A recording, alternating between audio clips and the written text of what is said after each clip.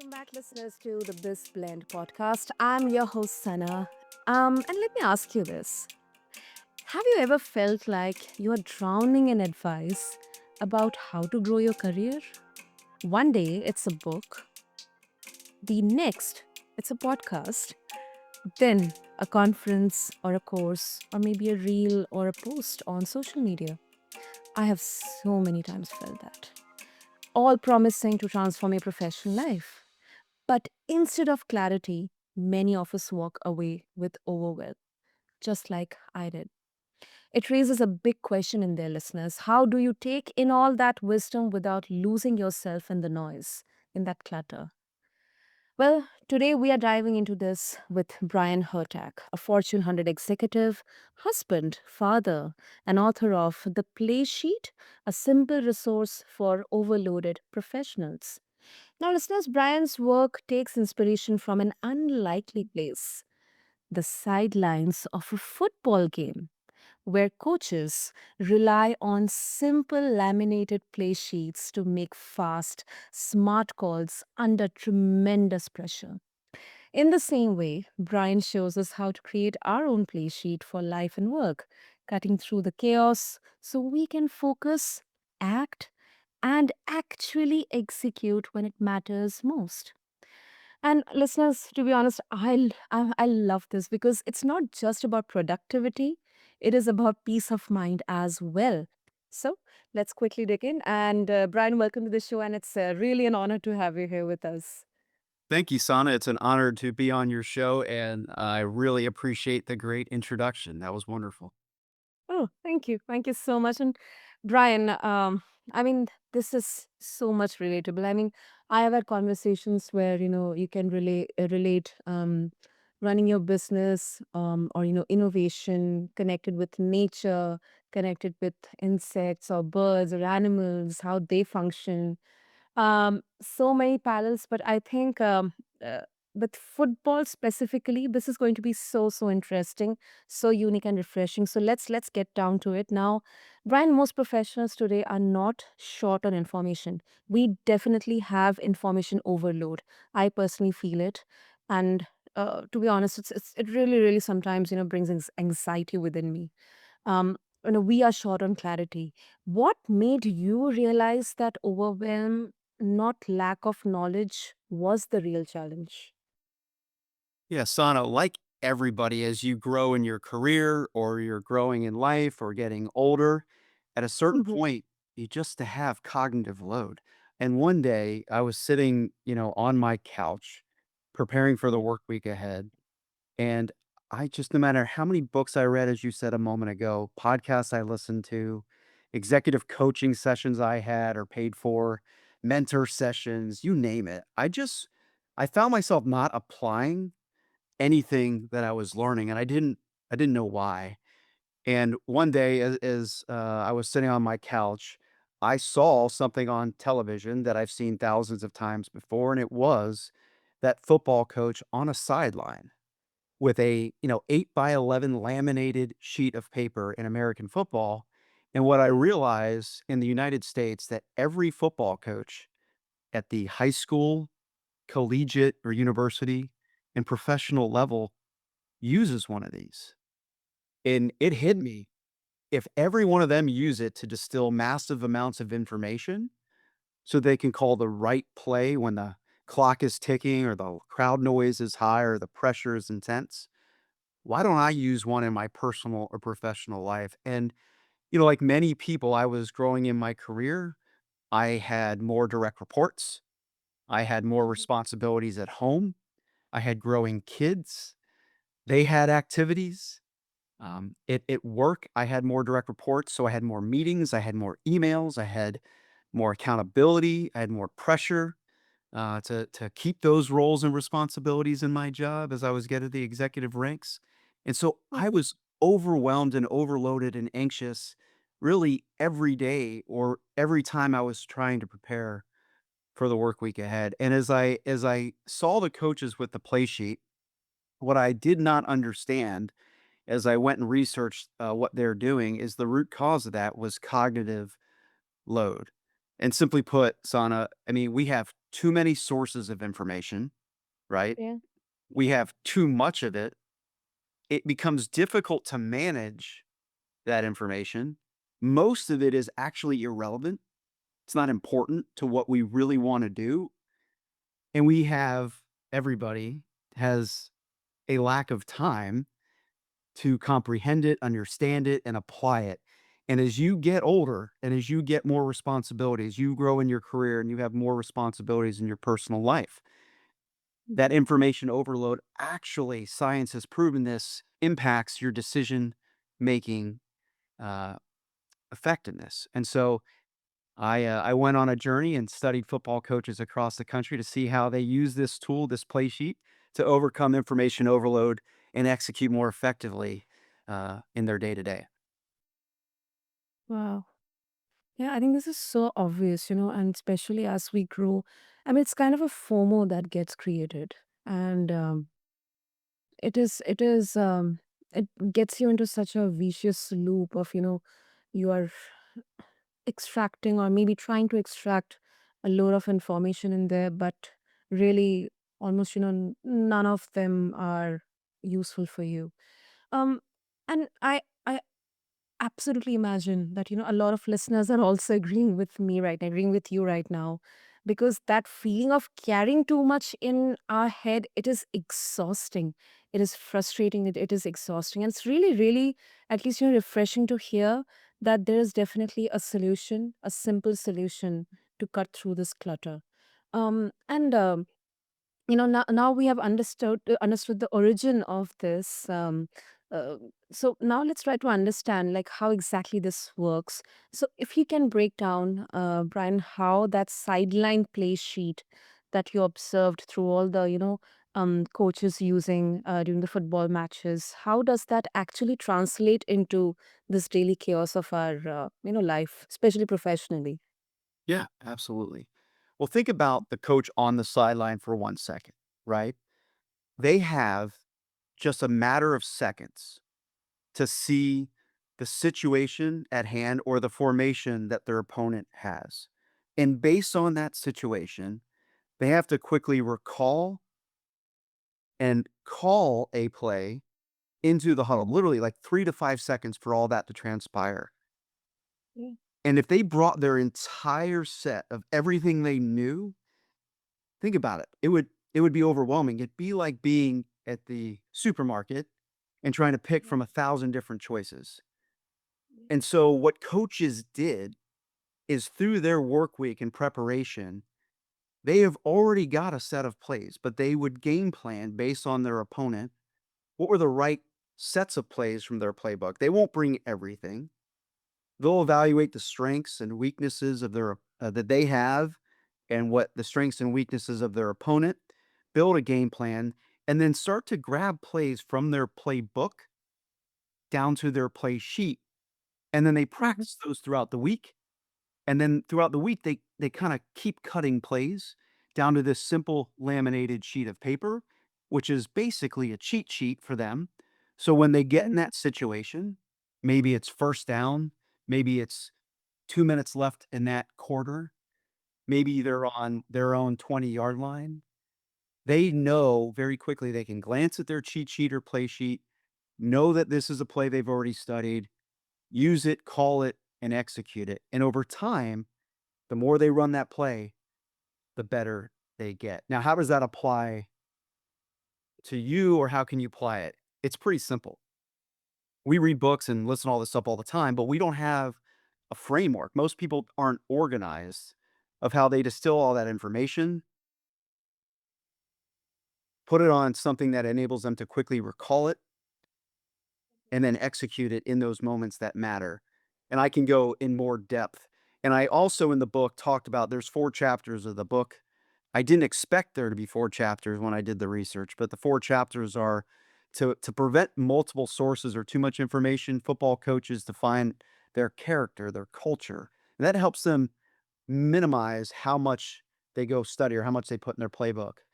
They also have a playbook. They have one central source or repository for all the information they have. Then they build their play sheet, and then as they run their plays, every coach over time makes iterative adjustments, kind of like what most technology companies do.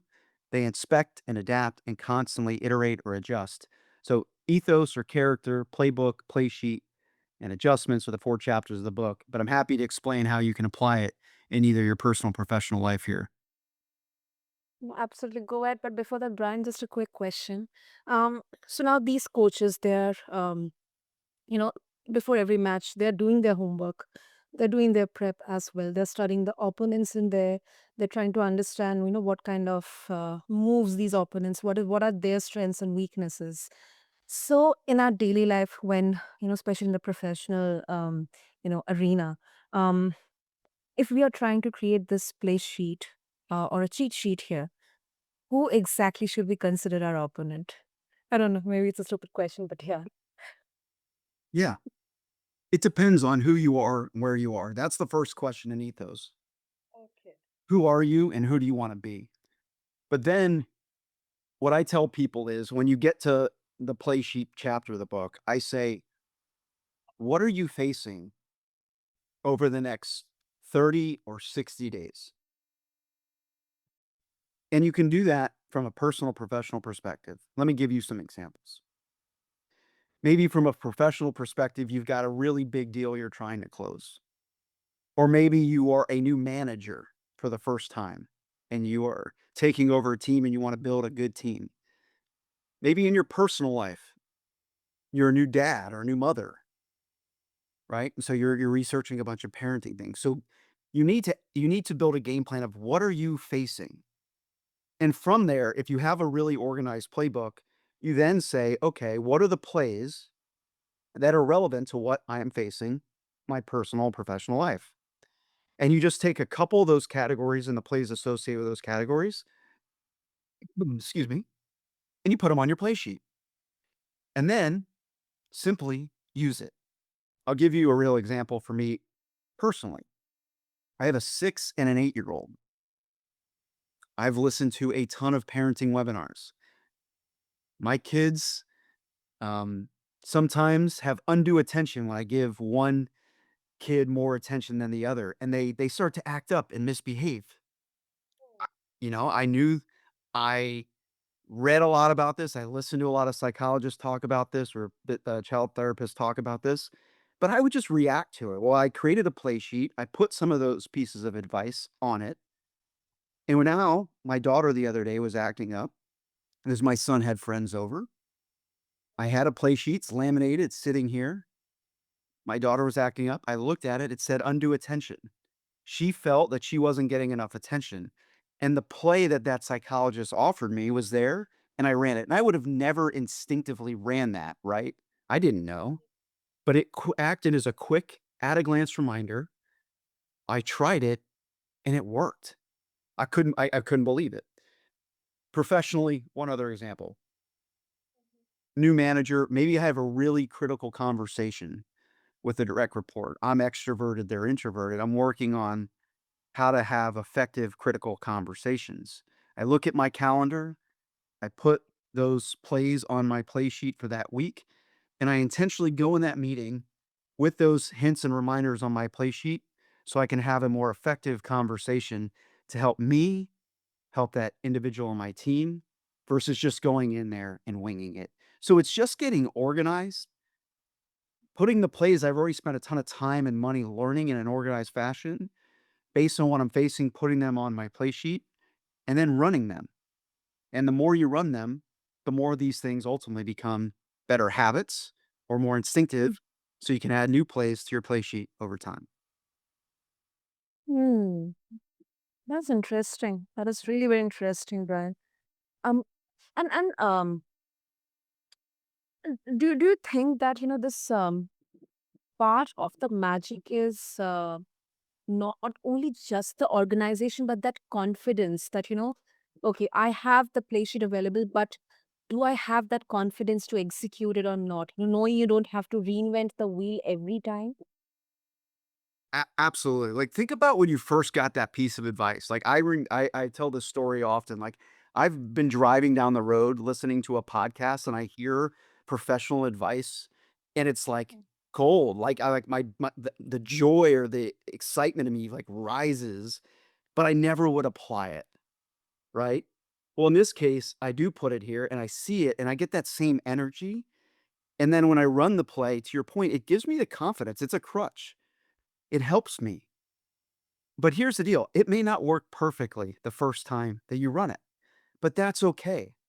If you think about any athlete or any coach in any sport, how you run the play in week 1 or the 3rd time you run it or the 8th time you run it, you kind of iterate, and that's what adjustments are. You start to figure out how to run the play right for you. And over time, you kind of inspect and adapt that, and you start running those plays better and better. But what it gives you is intentionality of running that play in those moments. So, yes, it definitely gives you confidence, but it also helps you be intentional about running it. And then in the adjustment section, I talk about just like coaches do, they watch film at the end of every week and they do a quick Mm, retrospective on, can I run it differently? Can I set it differently? And then you go adjust your play and you run it better the next time. mm, mm. Yeah, interesting. That's really interesting. I think it's not like that, we are scrambling. We are not scrambling, but we are prepared here.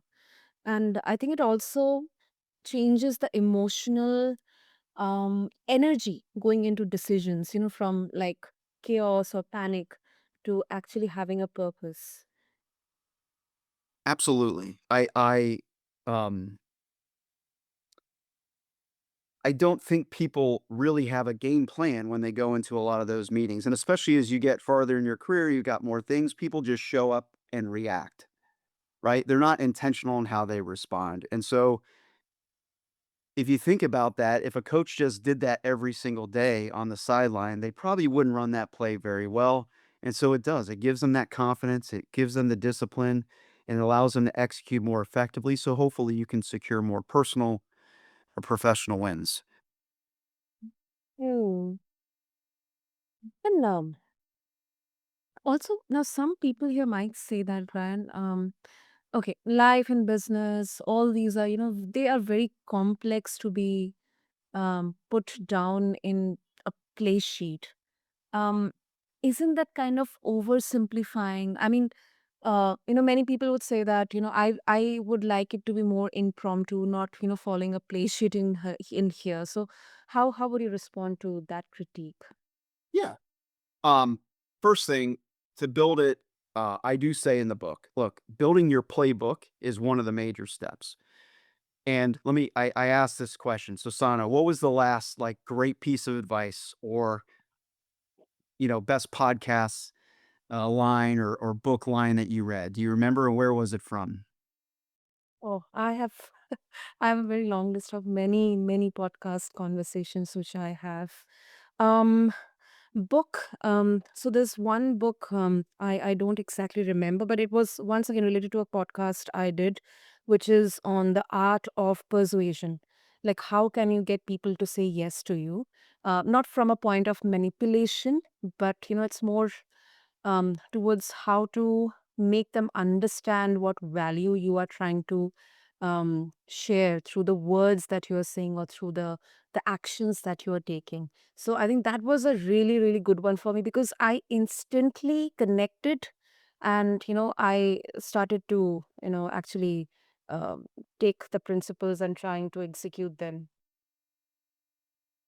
So let me ask you this now, Sana. Where is that information today? Okay, so I have created a note of that. And also, I've tried to execute a few principles. So it's basically a set of 7 principles. So I've tried to execute 2 or 3 out of them in some of the real life scenarios in my professional life. So it's like note and then on my mind as well. It's on so most people when I ask that question, sorry to quiz you there, is that it's everywhere. They have highlights in their books. They have Yeah. Apple Notes or notes in their phone. They have a notebook at home where they write it down. They have bookmarked web pages, but it's not in one central place. And so what coaches do is they have a playbook. Everything in their organization is in one place. So what I teach people to do is that all this great advice, all the information in your area of expertise or in your personal and professional development, get it into one place. I personally use Microsoft OneNote. I just put the chapters of all those things, whether it's sales or marketing or time management or executive communication or strategic thinking or executive presence, parenting, being a good, good with the relationships, networking, whatever the category is, I'm building those plays every time in one place. And then based on my game plan, I use Copilot. I go in there and say, give me the top 5 plays for those. It gives it to me and I pop those on my play sheet. So it's like organizing your closet the first time, you got to do it. So there's a little bit of an uplift there. But once you do it, it's really, really helpful for you being intentional. Now, let me take you back to when I was on my couch that Sunday. When I had that epiphany, I was sitting in front of my calendar, trying to organize it. My kids were running around. The toys were everywhere. That's driving the stress that I had. But now with the play sheet and that game plan of that play sheet, I looked at my calendar and I see I have the big meeting. And I see that I have plays associated with how I want to conduct that meeting. And I naturally and intentionally am going to go run that play. So look, if you don't want to do that, that's your prerogative. But I am very confident that if you are intentional and you run these plays, what you spent time and money probably reading about, learning about, getting coached on, you'll actually start to execute it. And not only will you execute it, you're going to find how it worked for you, your style, and you'll make those adjustments and it will start to become autonomous at some point. There are 3 phases of skill acquisition from a lot of studies. There's cognitive, which is just intellectualizing the skill or the task. There's the associative phase when you're making fewer mistakes. Like when you run that play the first time, you're gonna make a mistake. You're not gonna be perfect at it, but over time, it starts to become on autopilot for you. And so I just think the more you run it, the more you use this tool, the more efficient and effective you'll be at executing it, more crisp you'll be, and you'll start to see yourself better than the competition. Yeah, that is very, very. I think it's very effective. That's well answered, actually, Brian. Well answered, and I think it's also a grounding reminder that success isn't the job title. I because I really loved how you not only added um, professionally who you are, but you are a husband, you are a father, and it's not just the job title, it's actually the life which is including your profession as well as the life that you are living outside of your job or your work. So, yeah. Yeah, I have a play right now in my personal life. So I have parenting play sheet, professional play sheets. I laminate them. I put them everywhere. It's easy for me. They're I have them. With my kids, I have them downstairs. But I have one play that I've been running recently. And when I get home every day, I have this one play. It's called "Be Here Now." It's really, really hard to transition from work life to home life. And with our phones and everything else and all the other things bombarding us in a digital environment today, we don't make that mental transition. Even physically, don't make that transition. We're kind of glued to the phone. But when I pull into my garage and I make that transition, that's got to be a moment where I want to be present. And so I'm trying to be very intentional about coming into the house, hugging my kids, listening to how their day was, talking to my wife, not just coming in and looking at email or looking at, still being on the phone when I'm coming in from a call. I really want to be present. And so that is something that's helping me be better. And I have a play to help remind me, just simply remind me to execute it in what I believe is a moment that really matters in my holistic life. So I think if anybody takes away trying to be intentional, whatever the framework, if the play sheet doesn't work for you, that's okay. But I'm telling you this, every coach on every sideline uses this and has for decades. And the reason is it's a simple tool that helps them distill massive amounts of information, film, roster diagnostics, player matchups, all this data in sports today. It enables them to distill it down so they can quickly recall and apply the right play in the right moment versus them just winging it and hoping what they did works. Absolutely. Wow, that is so human in there, listeners. That's I think that's the essence here on BizBlend. It's not just about business or your professional success. It's the holistic way of approaching it. So Brian, of course, if our listeners they would like to connect with you and get hold of, how exactly the play sheet or the play works here, what will be the easiest way? Yeah, And of my website is one at myplaysheet.com. You can go on there, you can purchase the book, you can set up time and consultations as well if you would like for your team or for you individually. But my book, it released in January. It's an Amazon bestseller, and it is on every digital bookstore there is. Most people are buying it on Amazon.com, but you can find it on other retailers as well. Superb. Listeners, what I'll do for you is I'll make sure to mention all the details in the show notes so that you can easily connect with Brian. I'll also get a hold of his book in there. And Brian, thank you. Thank you so much because this has been such a powerful discussion with really valuable insights for our listeners. And I think the best play, if I can summarize here, is the one we can actually run, not just the one that actually looks good on paper. So thank you so much. This was amazing. Thank you, son. I really appreciate the opportunity. Absolutely. And listeners, if you have been feeling overwhelmed by all the advice out there, maybe it's time to create your own play sheet, not to copy someone else's path, but to make your own decisions with confidence and calm. Until then, this is your host, and this has been BizBlend. Thank you.